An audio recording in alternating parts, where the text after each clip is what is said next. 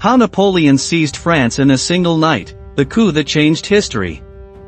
Paris, November 1799. France stood at the edge of political collapse. A decade of revolution had left the nation exhausted, monarchs beheaded, mobs silenced, and governments rising and falling in quick succession. The current regime, the Directory, was no more than a fragile skeleton, corrupted from within and despised by the people it claimed to govern. Into this chaos stepped a man shaped by war, ambition, and opportunity, Napoleon Bonaparte. Fresh from his Egyptian campaign, Napoleon returned not to resume command, but to claim control. What followed was no bloody rebellion, no roaring mobs in the streets. Instead, a quiet, calculated coup unfolded, in smoke-filled chambers and marble corridors, executed with precision, lies, and bayonets. In less than 24 hours, the Republic crumbled. A new order rose. This is the story of how a single night ended the French Revolution and gave birth to a new political era, with one man at its helm. Welcome to Napoleon Footsteps, where history turns on the stroke of strategy. 1. The Crumbling Directory.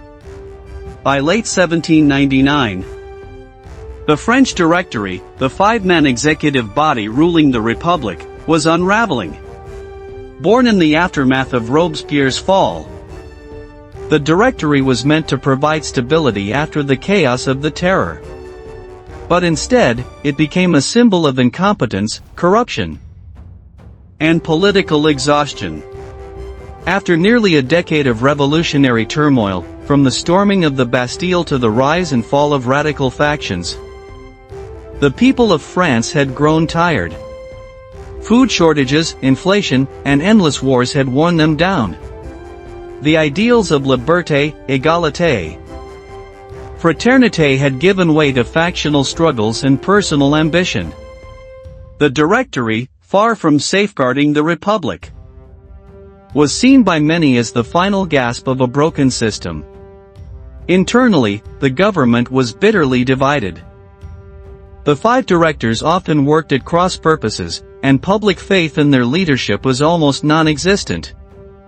Emmanuel Joseph Sieyès, one of the most influential of the directors, understood this better than anyone. He viewed the current constitution, the Constitution of Year 3, as flawed beyond repair.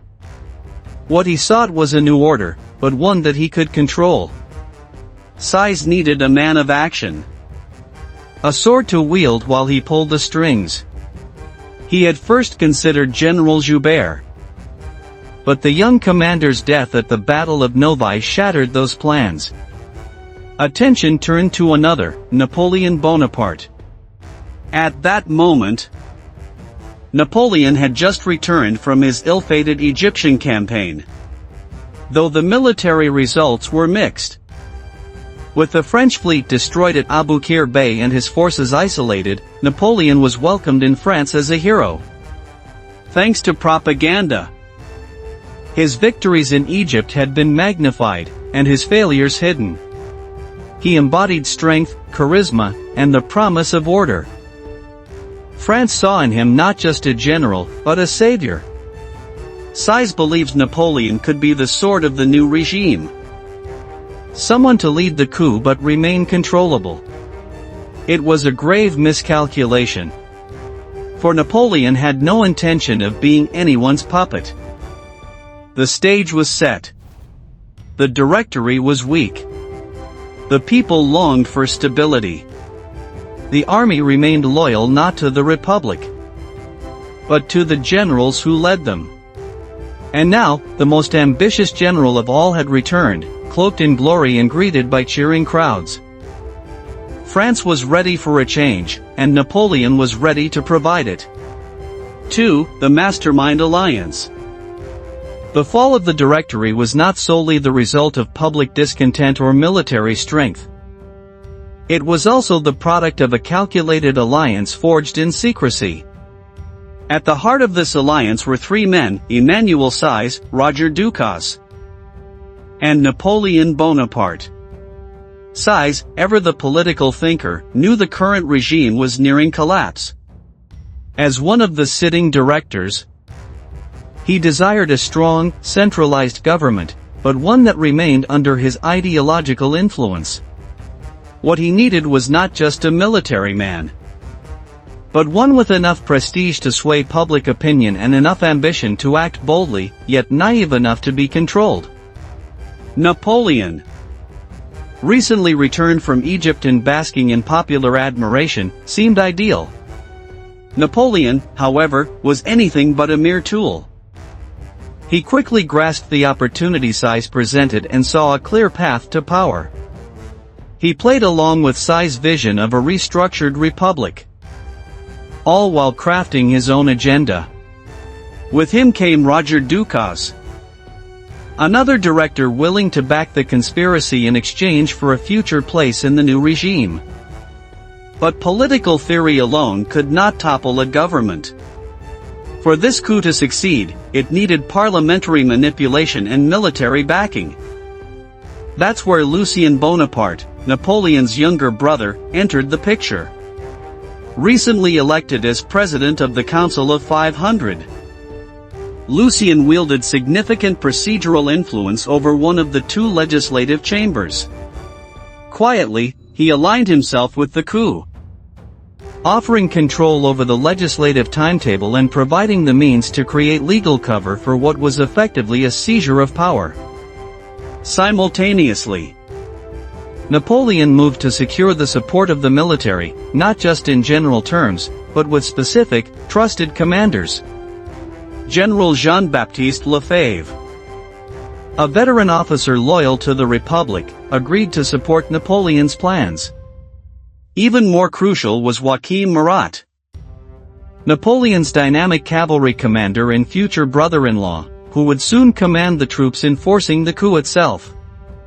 These officers ensured that, when the time came, the conspirators would have soldiers in place to guard the halls of power, and to intimidate, if not suppress, resistance. Without a shot fired, the Republic's institutions were being surrounded and subverted. This alliance, born of ambition, ideology, and cold calculation, laid the groundwork for the coup of 18 Brumaire. The plotters moved in silence, behind closed doors and beneath layers of legality. They would not storm the Bastille, they would redefine the Republic from within, replacing it with a new form cloaked in law, but driven by will. And at the center stood Napoleon, the man who would not be a servant of the revolution, but its successor. 18 Brumaire, November 9, 1799. 18 Brumaire, Year 8, November 9, 1799, the day the French Republic died, not with revolution in the streets, but with deception in the corridors of power.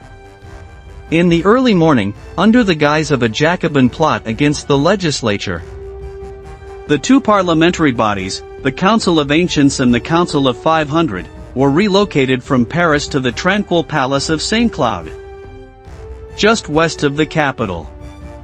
The pretense was security. In truth, it was isolation.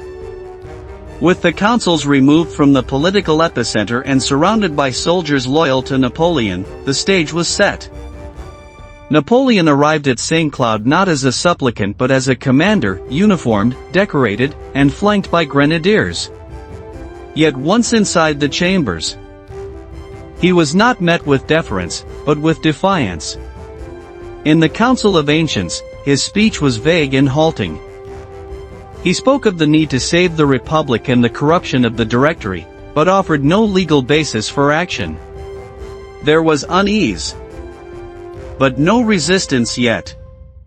Then came the Council of 500. As Napoleon entered the lower chamber, he was met with outrage. Cries of "Down with the tyrant!" and "Outlaw him!" echoed through the room. Delegates surged forward. Some drew knives. In the chaos, Napoleon was shoved, insulted, nearly struck down. He stumbled, pale and shaken, out of the hall.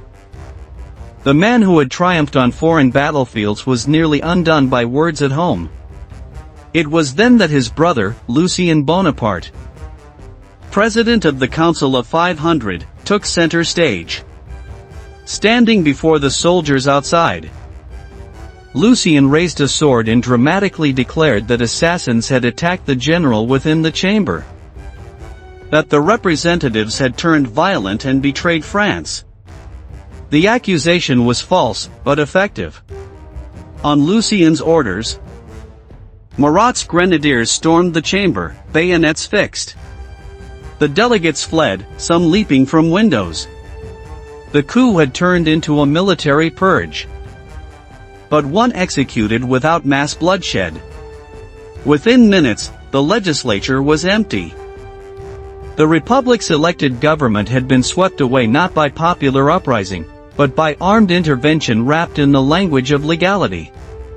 By nightfall, what remained of the councils, a handful of compliant deputies, reconvened and voted under duress to abolish the Directory and create a provisional government. Napoleon had not only survived the day's chaos, he had triumphed. Without a shot fired in anger, without a public revolt, the constitutional government of France was dissolved. Power had shifted. Not by revolution, but by a coup dressed in law, pushed forward by steel. And France would never be the same again. 4. The rise of the Consulate.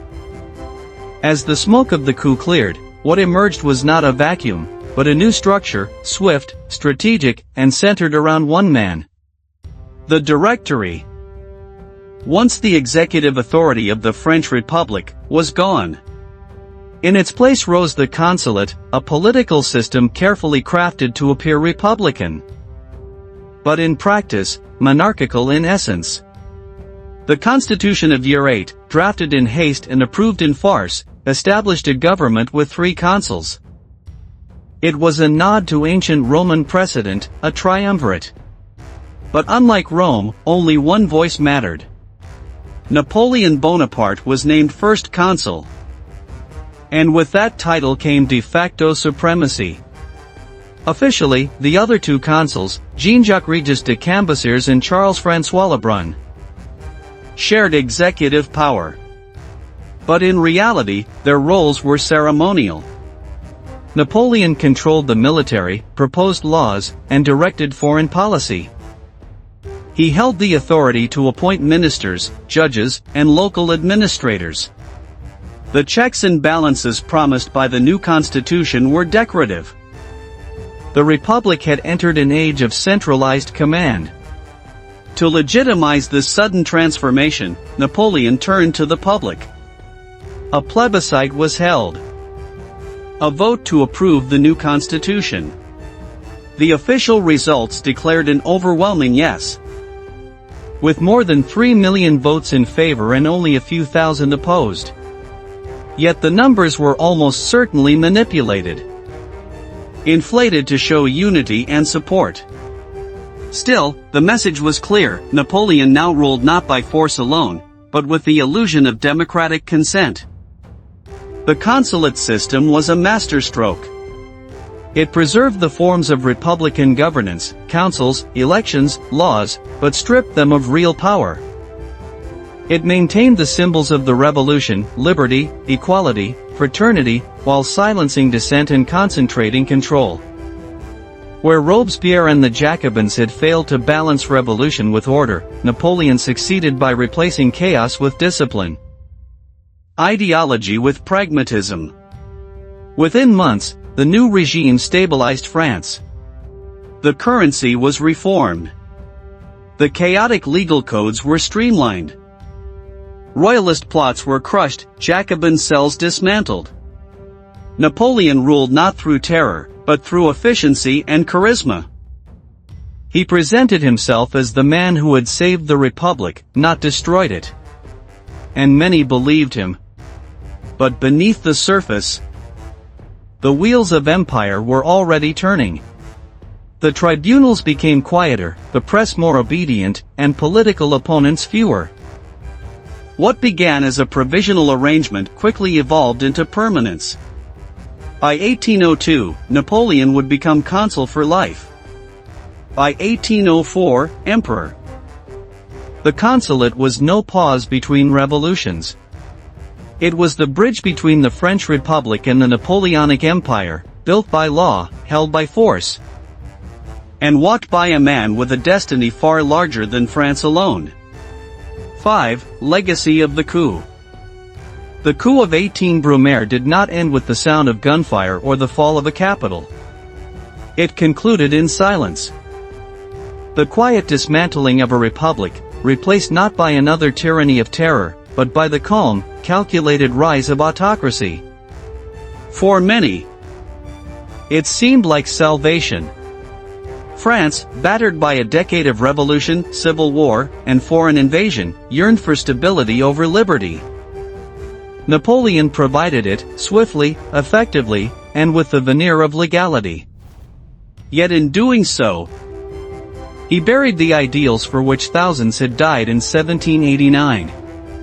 The French Revolution had promised a nation of laws, a government of the people, and a future free from monarchy. But by 1799, the revolution had exhausted itself. Robespierre had fallen. The Jacobins were ghosts. The Directory had become a symbol of corruption and paralysis. Into this vacuum, Napoleon stepped, not as a king, but as a consul cloaked in republican robes. Thus, the republic did not fall by foreign arms, but by internal collapse and calculated ambition. The Constitution of Year VIII, born from this coup, marked the transition. It was not just a change in government. It was a shift in the direction of history. Under Napoleon, the revolution's democratic energies were redirected into national strength, centralization, and conquest. Civil liberties were curtailed, but roads were paved. Free speech faded, but schools were built. Dissenters were silenced, but order returned. This balance, between liberty lost and order gained, became a defining theme not only in France but across modern political history. The 18 Brumaire coup became a blueprint for authoritarian ascent, a method not of violent overthrow, but of legal manipulation, public theater, and military presence. Future leaders, from Louis Napoleon in 1851 to 20th-century dictators, would study Napoleon's method as a masterclass in soft force regime change. Yet the coup did more than change politics. It transformed Napoleon himself. No longer merely a general, he became the architect of a new state, the interpreter of revolution, and soon, the emperor of Europe. His legend, from the Brumaire chambers to the imperial throne, began here. Ironically, Karl Marx would later coin the phrase history repeats itself, first as tragedy, then as farce in reference to this very event, comparing Napoleon Bonaparte to his less successful nephew. But the original 18 Brumaire was no farce. It was a precise, surgical moment where a republic died not from a bullet, but from exhaustion and brilliance. In the end, the legacy of the coup was twofold: a cautionary tale about the fragility of democracy, and a testament to how power, once seized under the banner of salvation, rarely gives itself back. The halls of Saint-Cloud echo not with revolution, but with silence. The silence that follows the collapse of ideals. The coup of 18 Brumaire was not a thunderous battle, it was a quiet, surgical strike at the heart of a weary republic. No guillotine, no barricades, only a pen, a sword, and a man who knew when to use both. In just 2 days, a fragile government vanished, replaced by a new order, not declared, but assumed.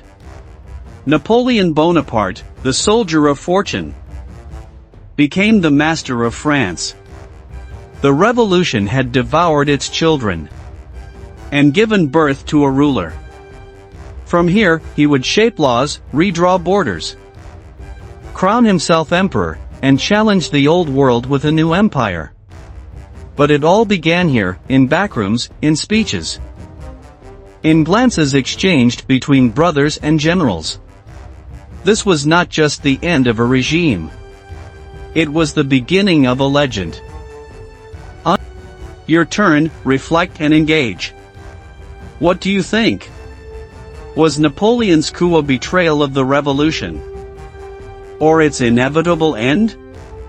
Subscribe to Napoleon Footsteps for deep historical journeys each week. Comment with your thoughts. And let's debate the fate of republics. Like if you value history that still speaks today. Share this story with those who ask. How does a man become a myth?